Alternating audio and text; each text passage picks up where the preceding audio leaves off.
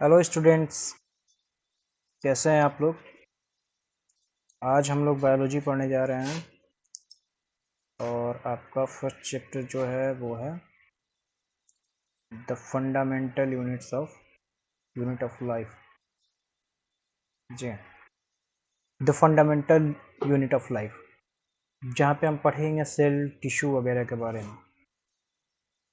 तो आइए हम इसका पहले साइनॉप्सिस करते हैं। यहाँ पे हम पढ़ेंगे सबसे पहले कि सेल क्या है, व्हाट इज सेल। फिर हम पढ़ेंगे डिस्कवरी ऑफ सेल। फिर पढ़ेंगे कि सेल थियरी क्या है, फ्लैडन और स्वान साहब द्वारा दिया गया था। और उसके बाद हम पढ़ेंगे स्ट्रक्चरल ऑर्गेनाइजेशन ऑफ सेल, जहाँ पे we will study about plasma के सेल में मिले, cell wall, nucleus, cytoplasm, cell organelles. और सेल ऑर्गेनल्स में हम पढ़ेंगे endoplasmic reticulum, Golgi apparatus, Golgi bodies, lysosome जिसे सुसाइडल बैग कहते हैं, mitochondria power house of the cell, plastid and vacuole.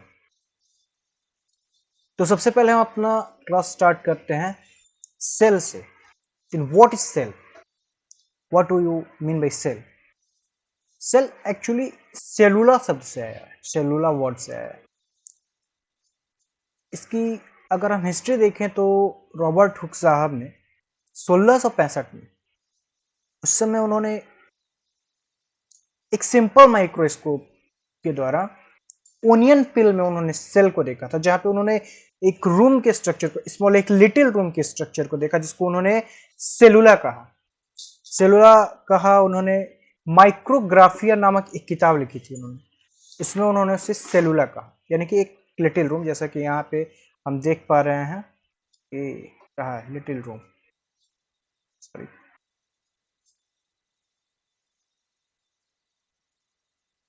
देखिए ये रहा, यहाँ पे हम देख पा रहे हैं लिटिल रूम यहाँ पे है। तो इसे उन्होंने सेलुला एक लिटिल रूम कहा, ठीक है। आगे जहाँ तक हम बात करते हैं रॉबर्ट हुक साहब की, तो रॉबर्ट हुक साहब ने ये चीज बता दिया। कुछ समय बाद, चूंकि वहां पे रॉबर्ट हुक साहब के पास एक सिंपल माइक्रोस्कोप था, तो आगे लियोनहॉक साहब ने, एंटोनी वॉन लियोनहॉक साहब ने, उन्होंने इस सेल के विस्तार को बताया। उनको जहां तक हम कहें तो सूक्ष्म जैविकी का जनक भी कहते हैं, यानी कि फादर ऑफ माइक्रोबायोलॉजी। क्योंकि रॉबर्ट हुक साहब तो सिंपल माइक्रोस्कोप यूज किए और उन्होंने बस कॉर्क, ओनियन पील में कॉर्क के द्वारा उन्होंने ये बता दिया। और देखिए जैसे कि हम माइक्रोस्कोप देख रहे हैं, कंपाउंड माइक्रोस्कोप। आजकल हम लोग जो माइक्रोस्कोप कर रहे हैं वो तो और ज़्यादा डेवलप हो गया, एडवांस हो गया है, लेकिन ये कंपाउंड माइक्रोस्कोप है। और लियोन हुक साहब, सॉरी, अगर रॉबर्ट हुक साहब की बात करें तो रॉबर्ट हुक साहब का ये देखिए, ये रहा माइक्रोस्कोप, ये रॉबर्ट हुक, ये रहा रॉबर्ट हुक। ये इन्होंने जो सेल देखा था एकदम छोटा छोटा, ये देखिए, इसे जूम करता हूँ मैं, ये देखिए कितना छोटा छोटा, एक लिटिल रूम की तरह इन्होंने, लियोन हुक, रॉबर्ट हुक साहब है, और ये है इनका माइक्रोस्कोप। तो इससे इन्होंने देखा था। आगे अगर बात करें हम सेल की, तो सेल के स्टडी को हम बात करते हैं, तो सेल की स्टडी को हम कहते हैं cytology. Cytology, study of cell is known as cytology. और अब सेल, सेल जैसा कि हर चीज को, एक घर को, एक दरवाजे को, किसी भी चीज को बनाने के लिए एक छोटा सा यूनिट चाहिए। एक घर को बनाने के लिए एक ईंट चाहिए होती है। ठीक वही ईंट को आप सेल समझ लें, एक छोटा सा यूनिट, लिटिल रूम। तो ये सेल से हमारे ये पूरा बॉडी ऑर्गन जितना कुछ देख रहे हैं आप, सब सेल से बना हुआ है। स्मॉल स्मॉल स्मॉल करते करते लार्ज, यूनिसेलुलर, मल्टीसेलुलर, 1 से 2, 2 से 4, 4 से 8, 8 से 16, 16 से 64, इस तरीके से बना, 16 से 32, 32 से 64, इस तरीके से सेल का निर्माण होता है। तो आगे हम इसके बारे में पढ़ेंगे, यूनिसेलुलर, मल्टीसेलुलर, एक कोशिकीय, बहुकोशिकीय, ठीक है। तो यहाँ पे हम पढ़े हैं तो हर एक सेल का एक पार्टिकुलर अपना फंक्शन होता है, अपना काम होता है, उनका स्ट्रक्चर होता है। आप आगे देखेंगे तो एपिथेलियल सेल वगैरह वगैरह पढ़ना होगा। तो इसीलिए इसे कहते हैं structural and functional unit of life. Structural संरचनात्मक एंड फंक्शनल कार्यात्मक। हर सेल का अपना काम है। जैसे देखिए neuron, smallest unit neuron, brain, neurologist, cardiac muscles, cardiology, ठीक है। इसे आपका ये किडनी हो गया, नेफ्रॉन, नेफ्रोलॉजी। तो हर सेल का अपना पार्टिकुलर काम होता है, ठीक है, जिस कारण से इसे कहा गया the structural and functional unit of life, जिसके बिना हमारा लाइफ संभव बिल्कुल भी नहीं है। तो छोटा छोटा छोटा करके आपने देखा कि बड़ा सा एक छोटा सा जानवर और एक व्हेल, बिना सेल के नथिंग इज डेवलप, ठीक है, कुछ डेवलप नहीं हो सकता है। आगे अगर हम बात करें तो अब जैसे यहाँ पे आपने पढ़ लिया मेड अप ऑफ, ठीक है। अब हम चलते हैं +2 पे। अब देखिए यहाँ पे एक बात लिखी हुई है,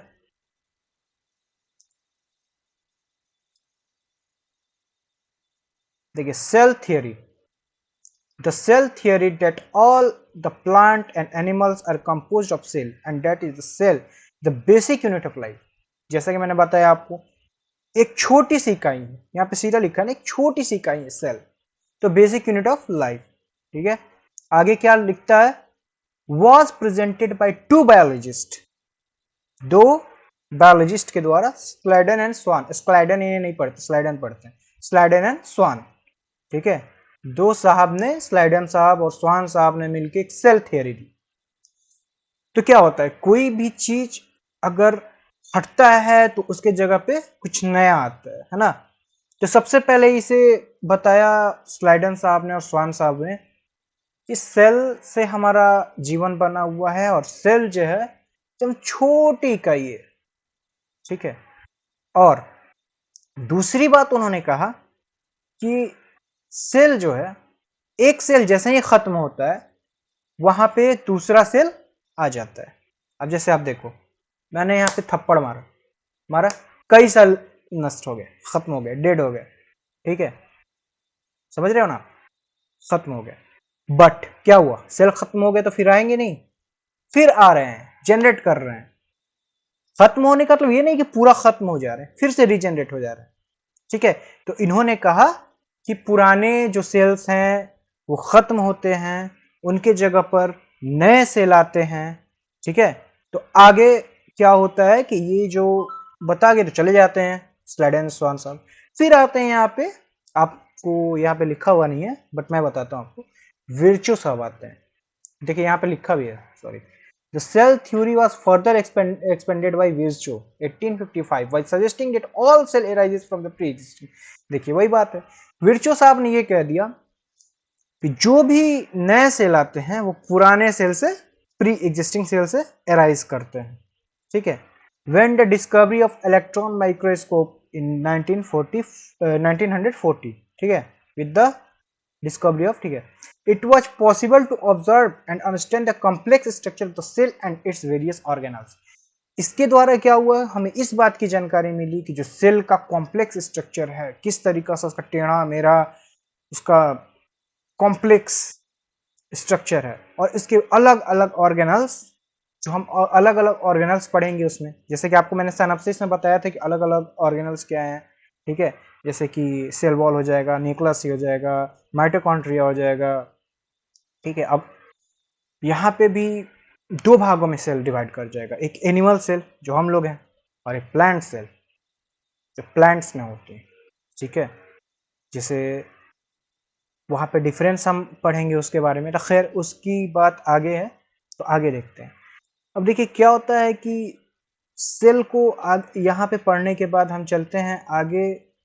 तो सेल में वायरस की अगर हम बात करें, वायरस वायरस जो होता है ना, वो ये सेल थ्योरम जो है, सेल थ्योरम का ये एक एक्सेप्शन होता है, क्योंकि, और इसे एक चीज और, वायरस को जो इसकी संरचना होती है, जो इसका स्ट्रक्चर होता है, वायरस को निर्जीव, इसका प्रोसीजर जो होता है, इसका काम करने का तरीका होता है, उस कारण से वायरस को निर्जीव और सजीव यानी कि लिविंग एंड नॉन लिविंग दोनों के बीच की कड़ी यानी कि ब्रिज कहते हैं। क्यों कहते हैं भैया? इसका कारण यह है कि वायरस में जो होती है ना वो उसमें कोशिकीय संरचना नहीं पाई जाती, सेलुलर स्ट्रक्चर नहीं पाई जाती। लेकिन अगर ये किसी लिविंग में चला जाए तो इसकी बड़ी खासियत होती है, ये रीजेनरेट करता है सर जी।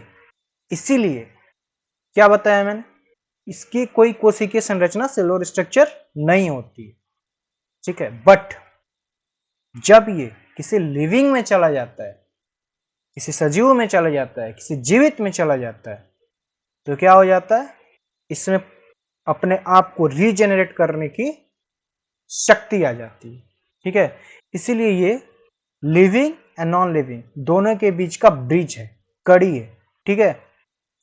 चलिए अब हम आगे बात करते हैं सेल के डिफरेंट। अब आप यहां पे देखें,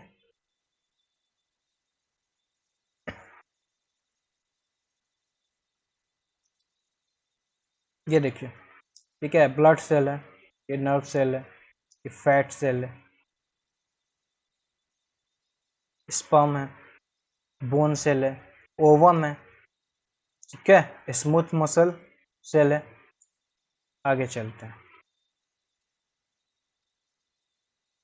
अब देखिए यहां पे है कि what is cell made up of, what is structural organisation of cell, ठीक है।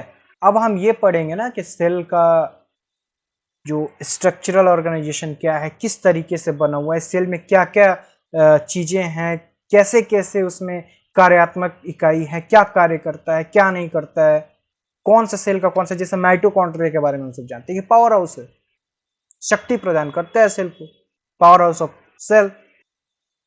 लाइसोसोम की बात करें तो सुसाइडल बैग है, खुद ही सुसाइड कर लेता है, ठीक है। तो इसमें हम पढ़ेंगे सेल वॉल, उसके बाद हम पढ़ेंगे सेल मेम्ब्रेन, फिर हम इसमें बात करेंगे प्रोटोप्लाज्म के बारे में, फिर आगे हम माइटोकॉन्ड्रिया, भी आपको बताया पावर हाउस, माइटोकॉन्ड्रिया की बात करेंगे, फिर राइबोसोम, ईआर, एंडोप्लाज्मिक रेटिकुलम, उसमें भी दो होते हैं, स्मूथ और रफ, ठीक है। फिर आगे हम गोल्गी अपार्टस या आप गोल्गी बॉडीज बोल सकते हैं, उसकी बात करेंगे। फिर लाइसोसोम, सुसाइडल बैग, फिर वैक्यूल्स, प्लास्टिड्स, ठीक है। इन सब को मतलब सेल का स्ट्रक्चरल ऑर्गेनाइजेशन ऑफ सेल, इसकी हम बात करेंगे। फिर इसमें भी देखिए, आपको तो खैर आगे नहीं पढ़नी है, ऐसे माइक्रो बॉडीज होते हैं, जैसे स्पेरोसोम होते हैं, ग्लाइसोसोम होते हैं, पेरियोसोम होते हैं, पेरोक्सीसोम होते हैं, सॉरी परोक्सीसोम होते हैं, सॉरी परोक्सीसोम होते हैं। उसके बाद साइटोस्केलेटन्स पढ़ने होते हैं, न्यूक्लियस पढ़ने होते हैं, ठीक है। तो अब हम बात करते हैं सबसे पहले सेल वॉल की, जिसे हम कहते हैं हिंदी में कोशिका भित्ति। अगर सेल वॉल की बात करें तो ये एक डेड डेड स्ट्रक्चर है, ठीक है।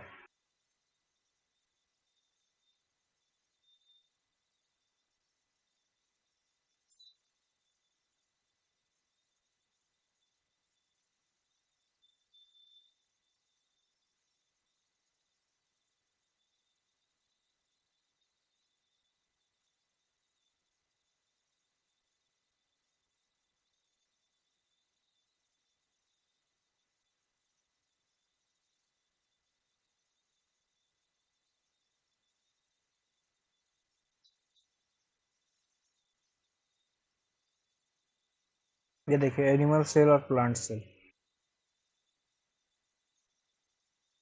हाँ ये देखिए, ये रहे हैं स्लाइडन और स्वान साहब, और ये विचू साहब, रुडोल्फ विचू।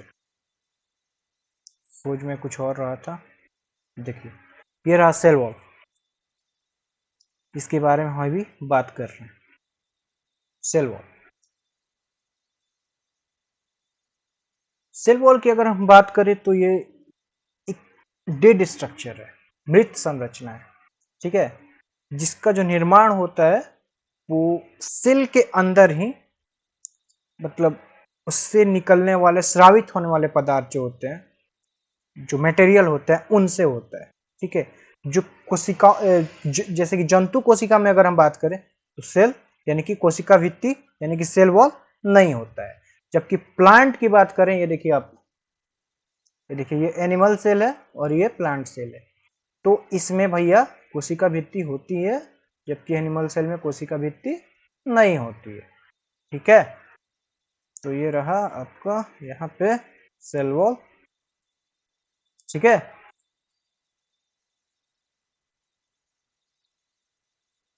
तो ये रहा आपका सेल वॉल।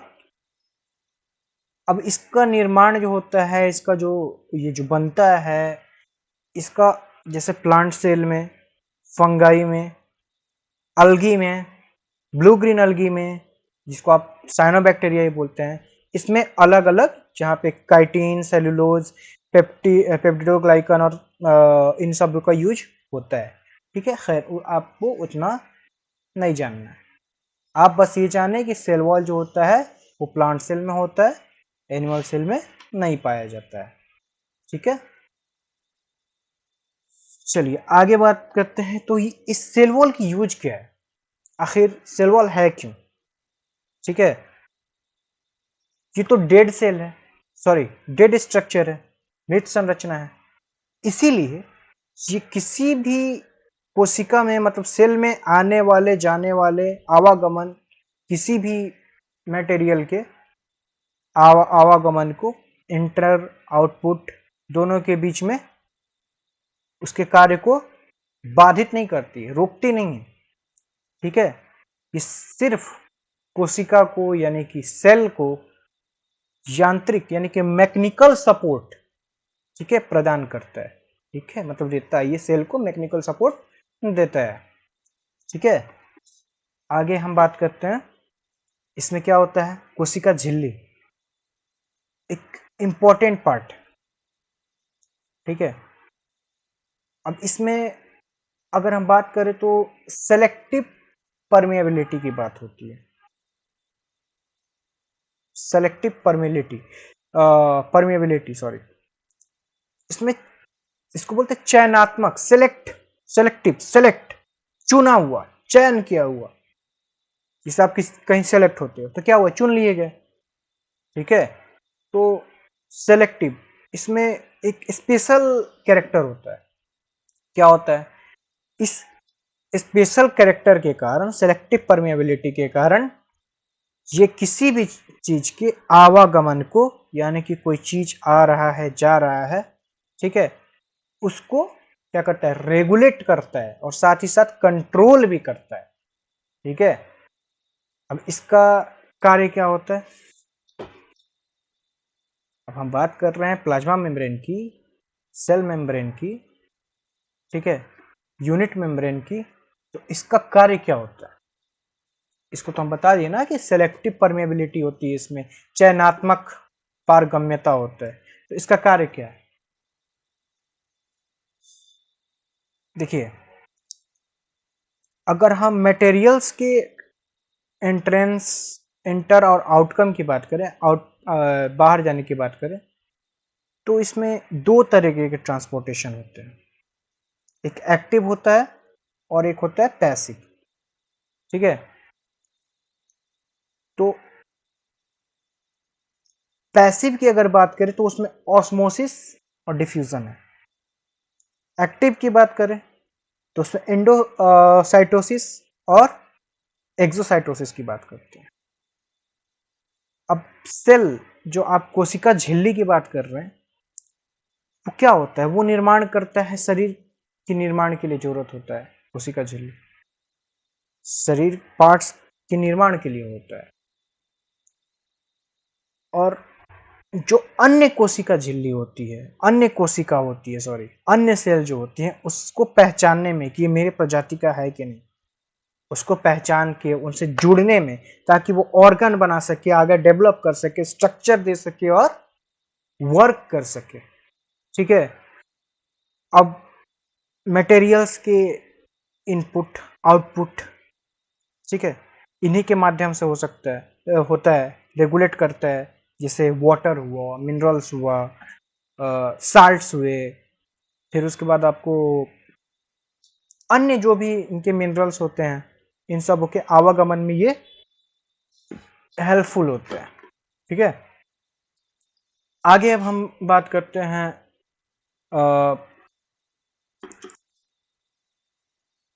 एंडोसाइटोसिस। एक्सोसाइटोसिस तो आपने पढ़ना नहीं है, तो फिर इसकी कोई ये आवश्यकता भी नहीं है। आगे हम अगर बात कर रहे हैं अब जैसे कि माइटोकॉन्ड्रिया, आइए हम बात करते हैं माइटोकॉन्ड्रिया। पहले हम इसका एक स्ट्रक्चर देख लेते हैं, इसमें होगा स्ट्रक्चर। हाँ ये देखिए ये है स्ट्रक्चर एंड कंपोनेंट। जहाँ पे ये देखिए अभी हमने आपको बताया सेल मेम्ब्रेन, यहाँ देखिए सेल वॉल, यहाँ पे हम देख रहे हैं ये सेल वॉल है, प्लांट सेल में है, यहाँ पे एनिमल सेल में नहीं है। यहाँ पे देखिए क्लोरोप्लास्ट यहाँ है, यहाँ नहीं है। यहाँ देखिए माइटोकॉन्ड्रिया यहाँ पे भी है, यहाँ पे भी है। अब बात करेंगे हम माइटोकॉन्ड्रिया के बारे में, इसके बारे में, इस portion power house of cell mitochondria. Mitochondria की खोज कोलिकर साहब ने की थी, समझे। और माइटोकॉन्ड्रिया का जो वर्ड, जो मतलब शब्द दिया गया है, ये वर्ड जिन्होंने इजाद किया है माइटोकॉन्ड्रिया, वो कार्ल बेंडा साहब थे। खोजा किसने? कोलिकर साहब ने। नाम किसने दिया? तो कार्ल बेंडा साहब ने। ठीक है, माइटोकॉन्ड्रिया समझ रहे ना। और रिचार्ड अल्टमैन ने माइटोकॉन्ड्रिया को बायोब्लास्ट कहा था। ठीक है, अब माइटोकॉन्ड्रिया में अगर हम बात करें तो उसमें अपना डीएनए होता है माइटोकॉन्ड्रिया का। ये ध्यान रखने वाली बात है, बहुत इंपॉर्टेंट चीज है कि माइटोकॉन्ड्रिया एक ऐसा पार्ट है जहां वो खुद का डीएनए अपने पास रखता है। ठीक है, साथ ही उसमें राइबोसोम होता है। उसकी स्ट्रक्चर को अगर हम आगे पढ़ेंगे, उसकी स्ट्रक्चर को अभी इस पे मैं नहीं दिखा पा रहा हूँ, बट इसके आगे स्ट्रक्चर को पढ़ेंगे तो उसमें क्रिस्टे मिलेंगे, इनर मेम्ब्रेन होता है, उसमें आउटर मेम्ब्रेन होता है। ठीक है, माइटोकॉन्ड्रिया की अगर बात करें तो ये दो झिल्लियों वाली संरचना होती है, डबल। ठीक है, और इसमें अगर आप बुक में देखें या फिर पढ़ें तो उसमें डीएनए और राइबोसोम होता है, और राइबोसोम भी 70S पाए जाते हैं। आगे हम पढ़ेंगे 70S क्या है, 80S क्या है, उसको आगे पढ़ेंगे। बट इतना ध्यान रखने वाली बात है कि राइबोसोम डीएनए कंसिस्ट करता है, राइबोसोम कंसिस्ट करता है, और राइबोसोम इसका होता है 70S।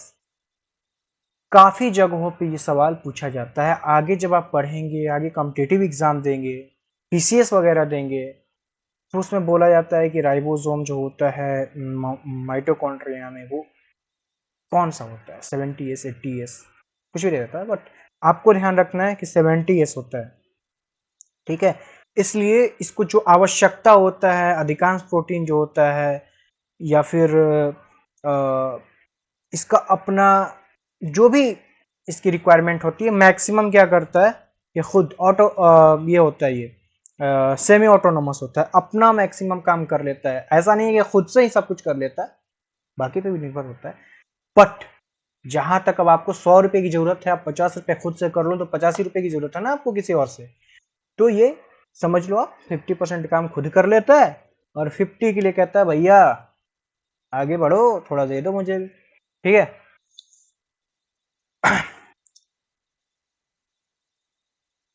आगे अगर इसको हम पढ़ें माइटोकॉन्ड्रिया को, तो ये क्या करता है ना कि रेस्पिरेशन में जो होता है हेल्प करता है, जिससे कि ऊर्जा के उत्पादन, कोशिका में ऊर्जा के उत्पादन में ये बहुत हेल्प करता है, और इसी कारण से इसे हम पावर हाउस कहते हैं।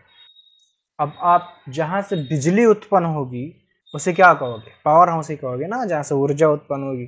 तो ये वहां से ऊर्जा जब उत्पन्न करता है तो इसको हम पावर हाउस कहते हैं। ठीक है, और इसमें एटीपी का यूज होता है, ठीक है।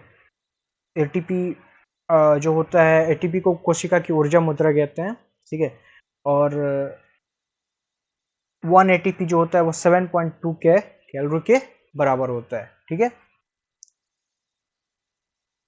अगर माइटोकॉन्ड्रिया की बात करें सेल में, तो ये सैकड़ों की मात्रा में होती है, क्योंकि ये देखो आप सेल मार रहे हो, खत्म कर रहे हो, तो जब ज्यादा अमाउंट में नहीं होगा तो ऊर्जा कहाँ से आएगा? ऊर्जा नहीं आएगा, रेस्पिरेशन नहीं होगा, रेस्पिरेशन नहीं होगा तो बिल्डिंग कहाँ से होगा, बिल्डिंग नहीं होगा तो सेल कहाँ से बनेगा? इसलिए सैकड़ों की मात्रा में, ठीक है, होती है। और ये संख्या जो होती है ना, ये जो नंबर्स हैं इसका, ये डिपेंड इस बात पे करती है कि वो कौन सा अंग है। अगर हार्ट की कोशिका बन रहा है, हार्ट का सेल बन रहा है, और अगर ज्यादा मात्रा में नहीं हो, कम मात्रा में हो, सेल डेड कर जाए, ऊर्जा नहीं होगा, हार्ट को तो हमेशा धक धक धक धक धक धक करते रहना है, नहीं करे तो इंसान, ठीक है। तो इसीलिए डिपेंड करता है कि ये किस में होता है। और अगर इंपॉर्टेंट तथ्य इस पे देखें, फैक्ट देखें, तो लीवर जो होता है उसमें बहुत ज्यादा, आई थिंक सबसे अधिक उसमें हमें माइटोकॉन्ड्रिया मिलता है, ठीक है। तो आज हम यहीं तक रुकते हैं, आगे हम बात करेंगे राइबोसोम पे और अन्य अलग अलग ऑर्गेनल्स पे। फिलहाल के लिए हम यहाँ पे रुकते हैं और आप सबों से अलविदा लेते हैं। तब तक के लिए हंसते रहिए, मुस्कुराते रहिए, पढ़ाई करते रहिए, ठीक है।